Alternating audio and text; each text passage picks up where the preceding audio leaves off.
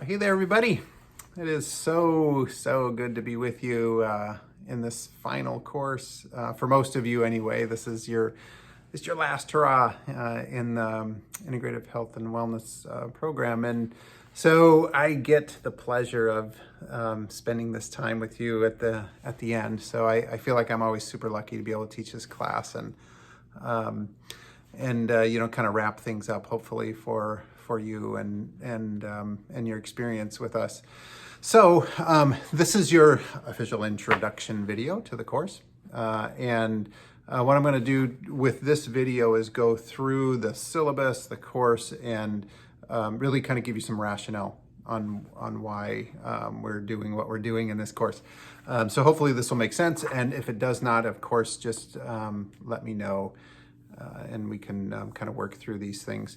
But the purpose of this course are really, there are a couple things here with this course. What I'd like to do overall in here is go through the highlights, the really important things that I feel like are necessary for you to know as you move on, beyond this program and into implementing this material and skills and attitudes into the world. And so to do that, of course, we've only got 8 weeks, and so we can't hit everything. But here's the main things. So if you look at the schedule, there are, and I'm not going to go through the entire syllabus, because of course by this time you can do those things on your own and know kind of how to navigate things. But if you look through the highlights of the 8 weeks, the first 3 weeks we're going to spend on case studies. And so the purpose of this is to really put an exclamation point on an understanding of chronic disease and how you work through a case, whatever setting you're in. It might be health coaching, it might be health care. It might be in a different health promotion or employee wellness. It might be community setting. So whatever the setting is, this is an emphasis for us to kind of work through what this looks like. Now, what I'm going to say, it's probably you've heard it like for 1,000 times, right? But this is one way. This is one process, a process that I feel works for us and how we do our business in our particular programs at Creighton. This is not by any means the only way to do this type of work. So I want to make sure we're starting with that piece first, because I think sometimes people feel like, why am I forced to do this kind of process? Because it doesn't make sense for me, and I don't agree with you doing this and that. I've heard it all over the years. Okay, so and that's fine, and it is completely okay if you don't agree with it or you have different way of doing it. That's I think fantastic. But for this particular next 3 weeks, we're gonna do this my way. It's funny I said that on video. But we're going to do this in the format that we've used consistent. And the reason for that is I feel like it's a systematic way of working, critically thinking through the issues of a client/patient, and working through a case. So, okay, so that's the first 3 weeks of it. And we're going to start off with doing the case study JS, which you may or may not have seen this case study before in different courses. It's a standard case that we've used for years.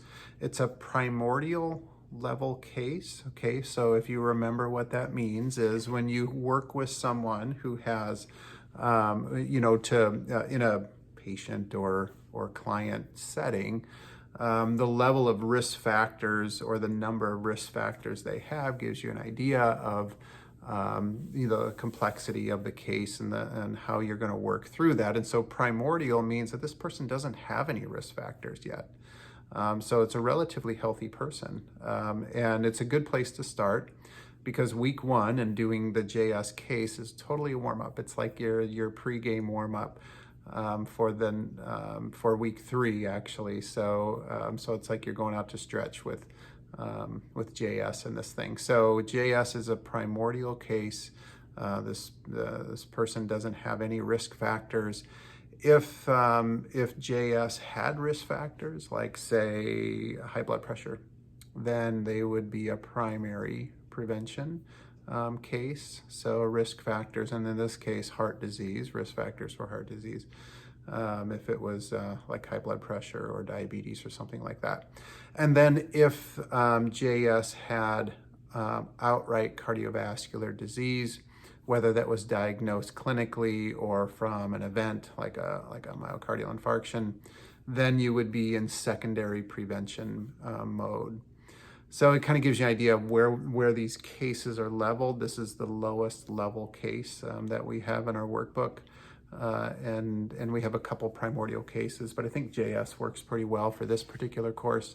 And so that's what we're going to do in week 1, is for you to review the material for chronic disease and lifestyle medicine and how they fit together. I know you've done this before, so this isn't going to be new information in that way. But then working through the case, much like you've done probably in 760, the advanced lifestyle medicine, or the advanced, maybe lifestyle medicine and health and wellness coaching. But the one thing that I also want to mention about filling out this case is there are some right answers, but many not exactly right answers. And this is purposeful. And sometimes this makes students feel uncomfortable that there's no exact right answer for these, and there's a bit of nuance, and that's purposeful because that's the way it works. When working with a patient and client for real, there isn't the same path each time, and so things have a bit of gray area that is would be the art of medicine or the art of coaching or the art of taking care of other people. There is some latitude there. So this case, working through it and filling it out and thinking through what might work best for JS in this particular situation is the objective. Okay, so that's week 1. And then week 2, as you will see, is you're going to get the case. You have to go back to your case and do a self-assessment of it. And so just this is purposeful in this course because one of the highest levels of learning is for you to be is to do an assessment or self-assess your work or other people's work. And so that's what you'll do for your case. I'll give you what would not be necessarily answers, but suggestions, I guess, is maybe a good way to say it, on how to answer these questions that are in the case. And you can then reflect on what you answered versus potential other responses and strategies and programming that might work for JS. So that's week 2. And then week 3 then gets to the highest level of learning, is that you actually create your own case study. And this is what I would say for this, for your ability to be able to pass that assignment is really important for this program because it shows that you have a very high level of understanding about chronic disease and your ability to put a case together, a program together for an individual. And so if you can actually create one of these from scratch, just from out of the blue, or you're writing a case, a comprehensive case that goes through time and has lots of nuances to it, that shows a very high level of skill and understanding about working through a case in a critical thinking way. Or working through, with a patient client. And so that's as close as we come in this course without actually having someone in front of us where we're following for a long period of time. I know we do it in practice in, some of our elective courses, for our coaching elective courses where we coach, but we don't start from scratch and work with an individual from day one and track through over time. And that's, it would be very challenging for us to do that in this program. And so this is as close as we come. So that's the purpose of that first three class periods.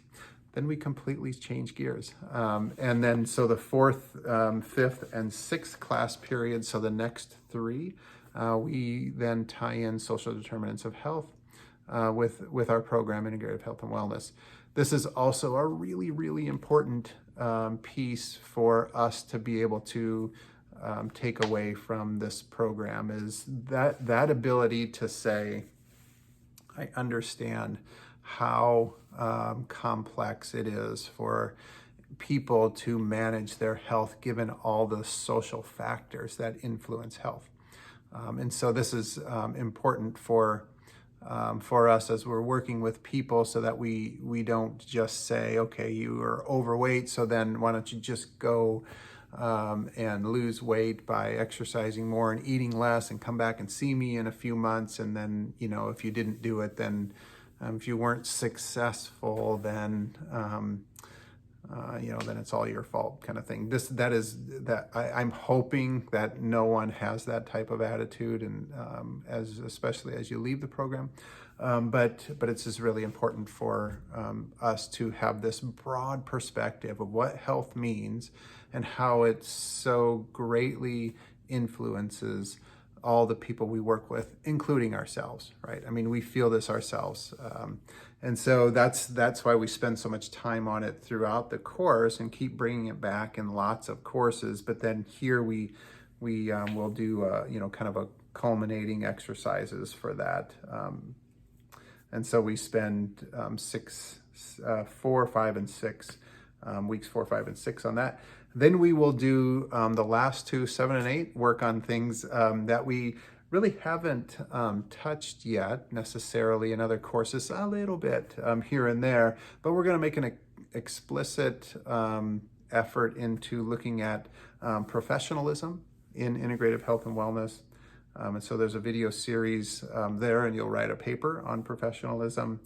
And then on the 8th week, it's a vocation. So this is very much an Ignatian exercise. The last piece of this is for you to do some reflection on what this means for you from a vocation standpoint. What is your calling professionally anyway? And how does that play into what we've been working on over the last couple of years in this program? And then how does this go forward for you? How do you take this information going forward so that it is fulfilling for you from a vocational side, where this is more than just a job? This is something that you feel like you are called to do and can contribute to your community with your knowledge and your skills and your attitudes and behaviors. So that's the last part of this, and that's probably, if there is one assignment in this entire program, I feel like that's probably the most important assignment from a reflection side, and pulling the pieces together, and a personal understanding of how you fit in with this material and the world, and how it all comes together, and offering the gifts and talents that you have to the world. So that's the program, or the course in a nutshell. So as far as assignments go, you have the JS case study, which I had mentioned already, which is your warm-up exercise. It's worth 30 points. Then the self-reflection of that on week 2 is worth 30 points. You designing your own case is worth 60, as it should be. That's a much more difficult exercise. Then you'll write a paper on social determinants of health and how that intersects with integrative health and wellness. That's worth 50 points. Your professionalism paper is worth 30. Your vocation paper is worth 30. And then, of course, threaded throughout are our discussion sections. And those are worth collectively 240. So as consistent with a lot of our courses, those discussions are really important. And on here, what you'll notice, if you haven't already, is their video discussions. So you get to record yourself. At least the initial post that you have is a video post. And they're about 3 to 5 minutes long. And as you can see, I would have a lot of trouble with that because I'm already about at 15 minutes on this video. But But I'd like for you to stick, if you can, 3 to 5 minutes so they don't get too long. We have, what do we have, 15 people in the course. And so I split you up into 3 groups of 5, and that will randomly rotate through the 8 weeks. So you'll be in different groups. At least there'll be a group of different people each time. So your initial post is 3 to 5 minute video format. Your follow-up posts then are written. Okay, so you're still required to do an initial post and 2 follow-up posts, but your initial post is a video, and your follow-up to 2 follow-up posts will be written. So they look for your prompts on the topics for these because, for instance, in week 1, it's talking about what you've learned throughout the program, and what do you feel like we didn't cover that you'd like to at some point. And so we're going to work those in. So then the next one is what could be added to the program. And then the next one, so this is in week 3, what did you learn from designing your own comprehensive case study, and so forth. Okay, so my point in this is to make sure that you look at the prompts for the discussion so that you know that there's a purpose to those discussions there. So that's the course in a nutshell. And hopefully this is an experience where you feel like you can pull things together and that we've worked on throughout the program. And also that there's this exchange between everyone that's involved in the course, particularly through the video discussions. And then also I'll be offering some optional Zoom sessions as well, so we can continue our discussions there, which I think for this particular class they're always really good when that works out for folks. So. And as usual, we don't make those required because it's not a synchronous program. It's not a synchronous course, so I can't make those things require. But they're encouraged because we have some great conversation in those, and I think it carries over from a lot of the good discussion we have on our in our discussion boards. And I'll send those dates out as well. So, okay, so that's the course. If you see anything that seems confusing, it doesn't look right, just let me know. Made a few modifications from the last time we offered it last spring. So let me know, and I can update those and make those right and avoid confusion. All right, looking forward to seeing you all soon in the class. Take care, and we'll talk soon.